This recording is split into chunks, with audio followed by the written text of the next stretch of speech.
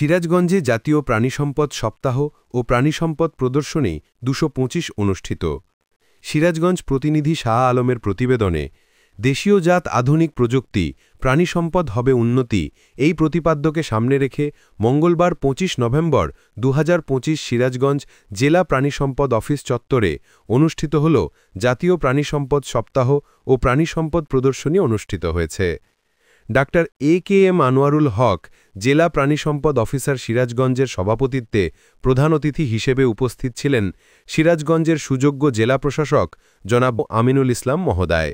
বিশেষ অতিথি হিসেবে উপস্থিত ছিলেন গণপতি রায় অতিরিক্ত জেলা প্রশাসক সার্বিক সিরাজগঞ্জ, ডাক্তার Nurul Amin civil surgeon Sirajganj, Faruk Hossain police super Sirajganj, কৃষিবিদ এ.কে.এম. মঞ্জুরে মাওলা উপপরিচালক কৃষি সম্প্রসারণ অধিদপ্তর সিরাজগঞ্জ, মোহাম্মদ মাহবুবুর রহমান জেলা মৎস্য কর্মকর্তা সিরাজগঞ্জ, মনোয়ার হোসেন উপজেলা নির্বাহী কর্মকর্তা সিরাজগঞ্জ সদর উপজেলা।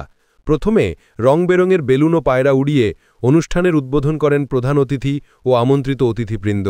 পরে ফিতা কেটে কেক কর্তন করা হয় এবং বর্ণাঢ্য র্যালি শহরের প্রধান সড়ক অতিক্রম করে। এরপর স্থানীয় খামারিদের পালনকৃত পশুপাখি ও নিজেদের উৎপাদিত পণ্য সামগ্রী স্টল পরিদর্শন করেন অতিথিবৃন্দ। সবশেষে এসব বিষয় নিয়ে বক্তব্য রাখেন অতিথিবৃন্দ। আয়োজনে উপজেলা প্রাণিসম্পদ দপ্তর ও ভেটেরিনারি হাসপাতাল সিরাজগঞ্জ সদর উপজেলা, বাস্তবায়নে জেলা প্রশাসন ও জেলা প্রাণিসম্পদ অধিদপ্তর সিরাজগঞ্জ।